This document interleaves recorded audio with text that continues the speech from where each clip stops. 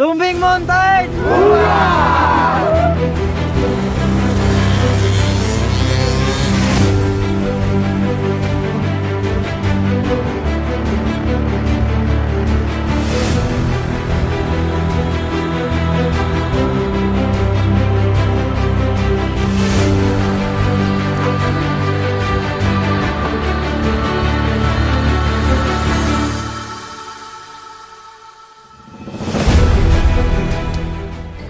Sebuah pendakian bukanlah tentang gagah-gagahan, bukan pula tentang mengangkat ransel yang besar dan berat, ataupun mampu berdiri tegak di puncak gunung. Mungkin banyak di antara kita kehilangan makna dari mendaki gunung. Kita tidak hanya menaklukkan puncak gunung, yang kita taklukkan di sana adalah ego dan kesombongan diri kita sendiri. Dan bagiku, sebuah pendakian adalah yang peduli pada diri, kawan, dan lingkungan.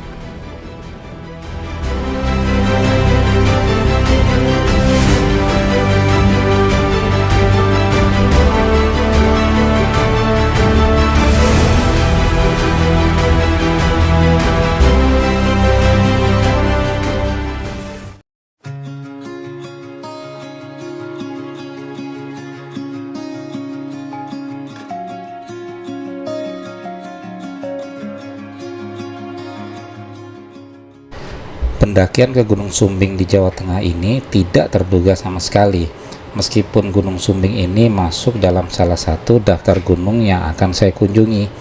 Sebenarnya maksud hati ingin ke Gunung Merbabu, namun ada perubahan rencana yang akhirnya saya putuskan mendaki Gunung Sumbing.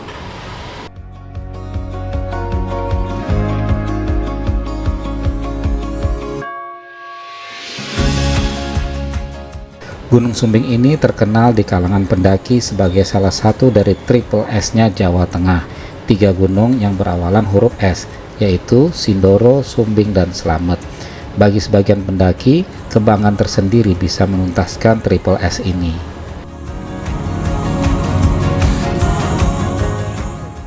Letak Gunung Sumbing dan Gunung Sindoro tidaklah jauh, sehingga banyak yang menganggap Gunung Sindoro dan Sumbing adalah gunung yang kembar, layaknya Merapi Merbabu atau Arjuna Welirang, tinggi yang tidak jauh berbeda dan juga kondisi alam gunung yang juga hampir sama.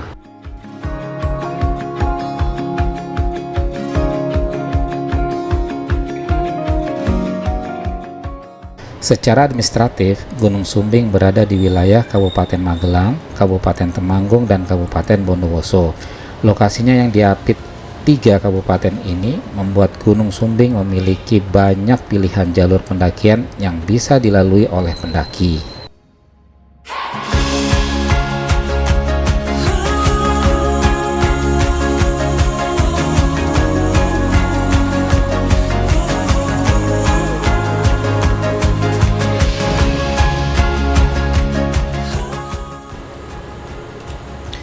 Oh ya, saya berangkat dari Jakarta dan kemudian bergabung dengan kawan-kawan pendaki dari Majalengka untuk mendaki Gunung Sumbing via Garum, Wonosobo.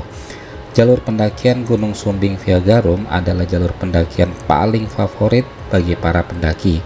Kami ber-15 berangkat hari Jumat malam menuju Desa Garum yang berada di kaki Gunung Sumbing bagian utara.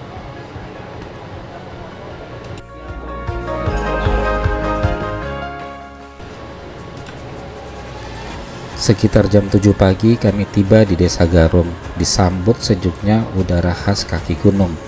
Sebagian dari kami beristirahat di warung makan yang sekaligus merangkap jadi tempat transit sebelum mendaki. Sebagian lainnya bersih-bersih dan packing persiapan mendaki. Sambil menunggu lokit registrasi buka jam 8 pagi, kami pun sarapan.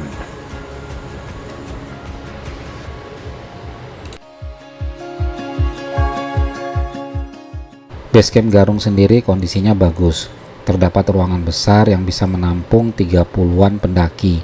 Terdapat juga fasilitas musola, toilet, parkir motor, dan mobil.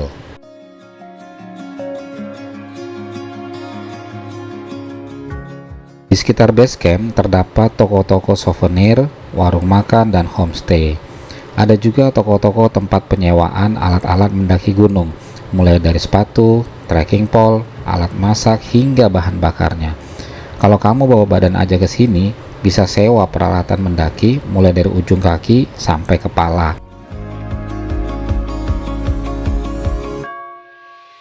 Nah, buat kamu yang belum belanja logistik pendakian, di Desa Garung tidak lengkap menyediakan kebutuhan logistik. Sekitar 1 km sebelum base camp Garung ada pasar terdekat, yaitu Pasar Reco, yang buka dari pagi sampai sore. Kamu bisa belanja kebutuhan logistik mendaki di sana. Kalau di base camp palingan adanya snack-snack dan minuman ringan aja. Sebelum mendaki, kami melakukan registrasi, melengkapi surat sehat dengan menyertakan KTP. Petugas pun melakukan pengecekan bawaan, karena beberapa barang ada yang dilarang dibawa mendaki, seperti tisu basah.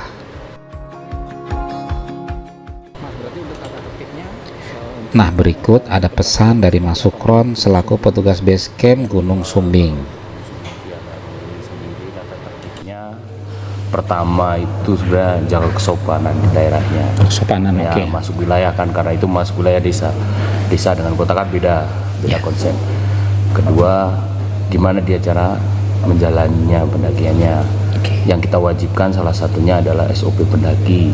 SOP pendaki itu kan banyak, semua harus peralatan itu minimal masuk di SOP pendaki, seperti sepatunya, jaketnya, celananya.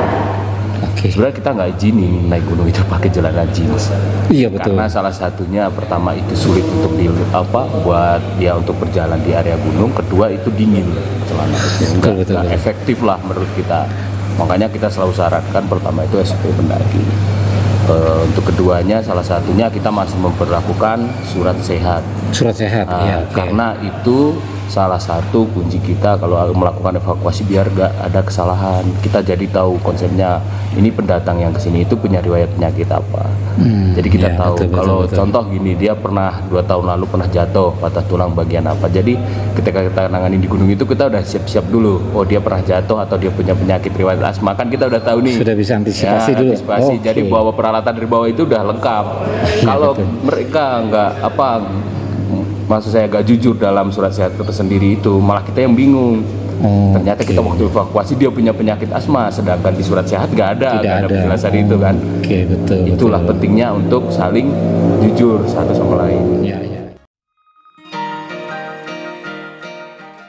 Setelah menyelesaikan persyaratan administrasi, kami pun bersiap untuk memulai pendakian. Tak lupa untuk melakukan briefing dan perkenalan sesama anggota tim.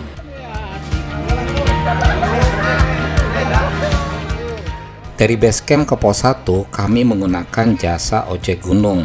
Ada yang unik saat menumpang ojek ini yang tidak saya temukan ketika mendaki di gunung yang lain. Saat berangkat ke pos 1, kamu akan duduk di depan, sedangkan tas ransel dipakai oleh driver di belakang. Dan bagi kalian yang suka adrenalin, pasti akan cocok ketika mencoba naik ojek gunung ini. Motor yang dipakai sudah dimodifikasi dan dirancang untuk melewati medan mendaki dan berbatu.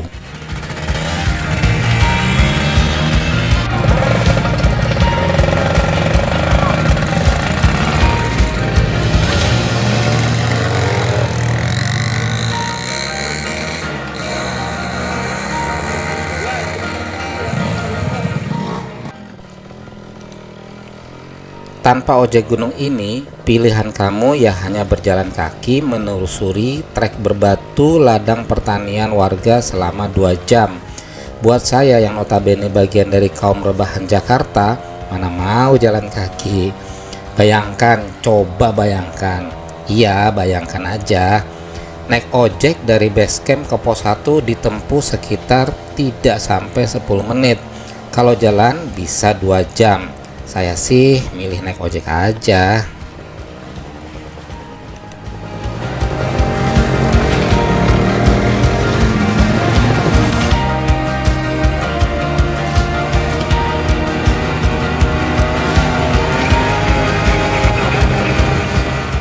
Menurut saya, pengendara ojek Sumbing ini kalau diadu dengan pembalap motocross bakalan menang. Bukan apa-apa, skill mengendalikan kuda besinya di atas rata-rata, bikin saya mendadak mengingat pada Allah sepanjang jalan, alias nyebut.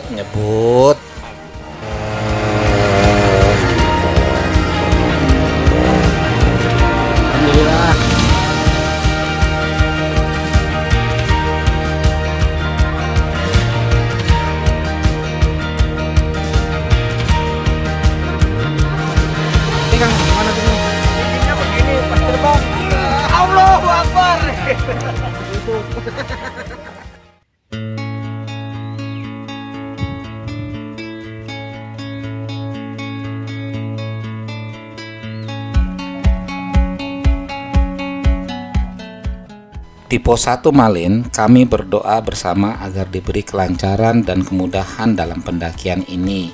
Saatnya melanjutkan perjalanan dengan berjalan kaki. Sumbing Mountain!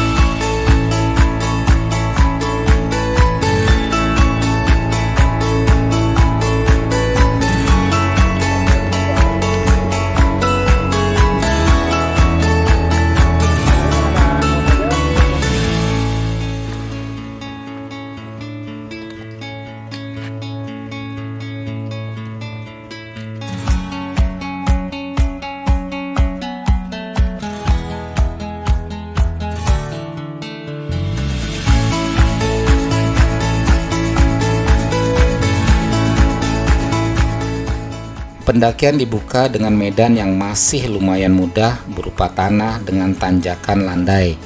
Meski landai karena baru mulai mendaki, di posisi ini nafas terdengar ngos-ngosan, tubuh sedang berupaya menyesuaikan, juga kaki.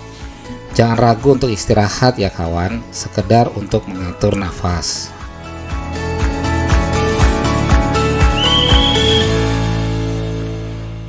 Tanda kalau kita lagi break. Neo perwit. Bapaknya pejuang pun.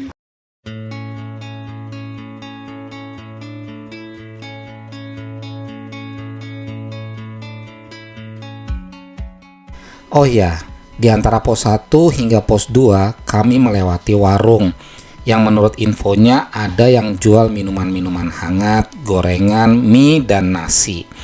Udah kebayang dong bakalan mau ngemil gorengan hangat-hangat. Namun ketika itu sedang musim panen tembakau di desa. Jadinya warung-warung ini sebagian besar tutup. Mereka sibuk panen daripada membuka warungnya. Jadi mang sedih nih. Terhitung antara pos 1 ke 2 terdapat 3 warung. Dan setelah saya hitung-hitung hingga nanti sampai di base camp 1 tempat kami menginap sebelum summit, terdapat kurang lebih total 7 warung.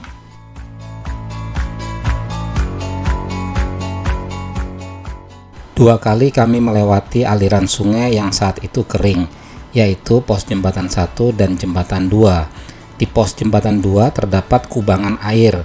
Kalau musim hujan, tampaknya air melimpah mengalir. Pendaki akan kesulitan melewati pos jembatan 2 ini.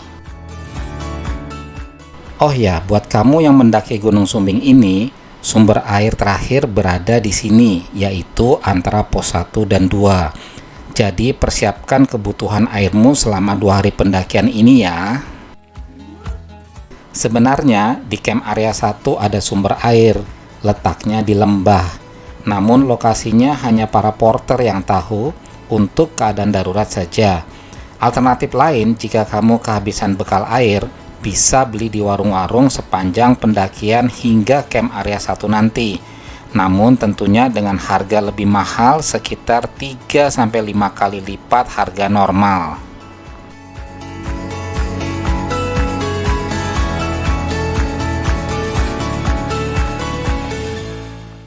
1,5 jam kami berjalan. Akhirnya kami tiba di pos 2 dan disambut hujan cukup deras. Di pos 2 ini ada warung juga, namun kondisinya lagi tutup.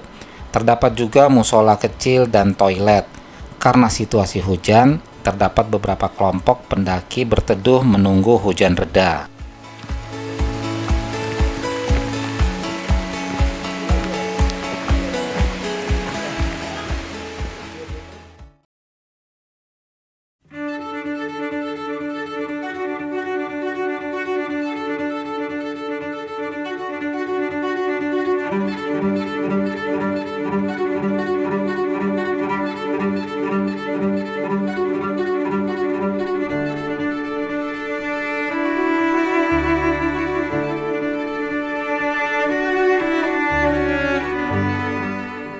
Selepas istirahat sholat dan makan siang di pos 2, kami melanjutkan pendakian. Jalur pendakian mulai terasa berat dengan tanjakan-tanjakan aduhai yang memaksa jantung memompa aliran darah lebih cepat lagi karena badan membutuhkan oksigen lebih banyak.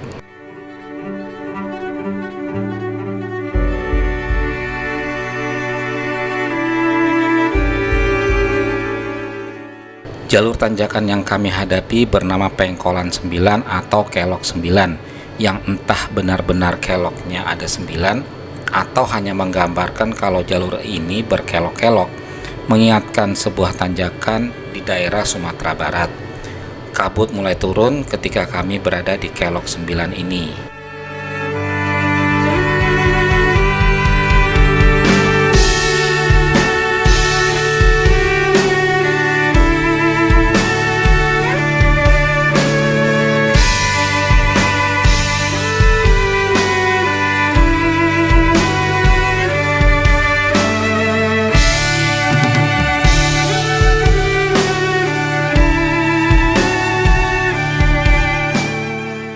Di ujung Kelok 9, kami sampai di sebuah warung untuk beristirahat mengumpulkan tenaga. Kabut begitu tebal menghalangi pandangan kami melihat view yang sebenarnya keren.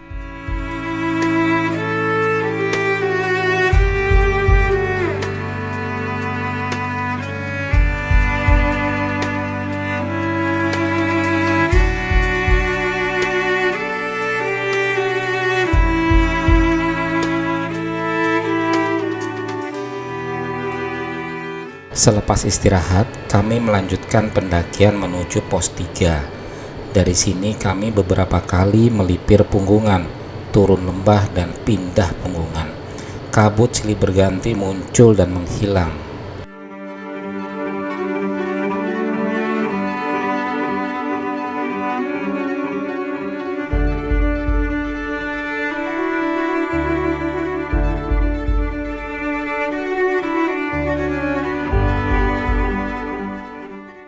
Ketika kabut menghilang, di depan saya terhampar lembah hijau yang mempesona. Namun tidak lama kemudian kabut tebal kembali turun.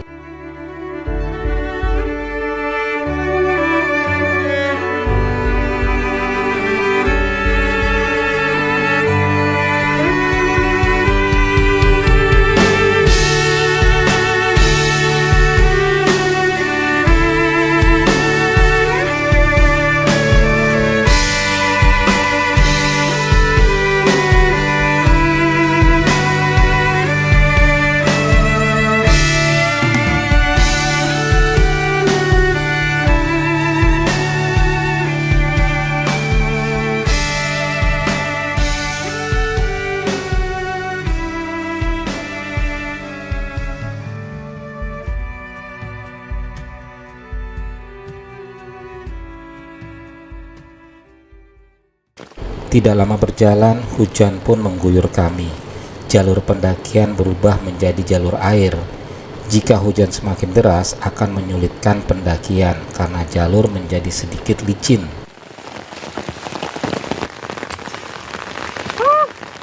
Hujan guys.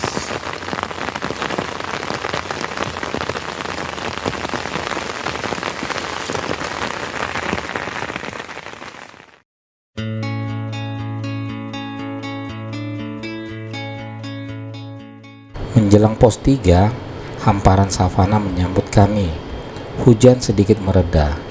Dari start trekking pos 1, jalur antara pos 2 ke 3 ini yang berat, terutama selepas Kelok 9. Ditambah hujan dan kabut yang bikin tubuh lumayan dingin.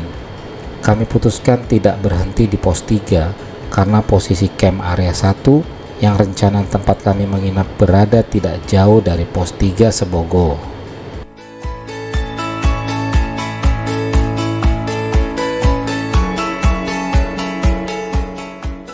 Di perjalanan kami bertemu dengan burung pengawal para pendaki gunung, namanya burung anis gunung.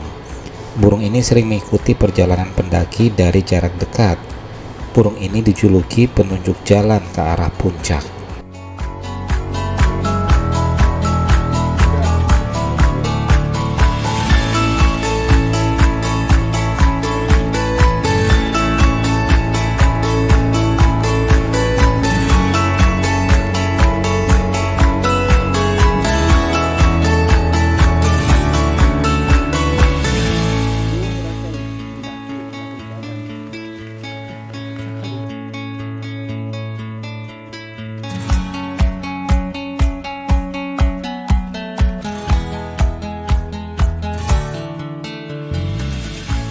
Akhirnya setelah melewati dingin, satu persatu kami tiba di camp area 1.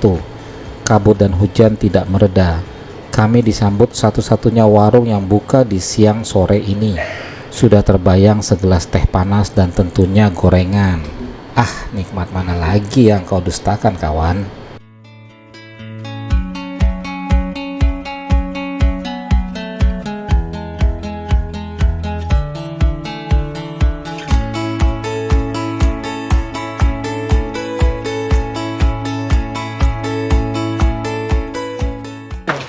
Assalamualaikum, Pak. Waduh, ini jual apa nih, Pak? Jual gorengan. Gorengan. Wih, ini gorengan apa, Pak? Tempe. Tempe kemul. Mantap. Belum goreng. Pisangnya belum? Belum. Waduh, tempe kemul. Berapa nih, Pak, tempe kemul sini? 2.000 aja. Waduh. Murah meriah di gunung. Murah meriah, mantep banget nih. Kalau teh manis panas, Teh manis panas piro, Pak? 5.000-an. Oke, boleh, Pak, saya satu dong. Goreng garing. Nginep sini, Pak. Ah, kurang tahu nanti turun paling besok pagi ke sini lagi. Wih, gampang bener ya turun besok pagi.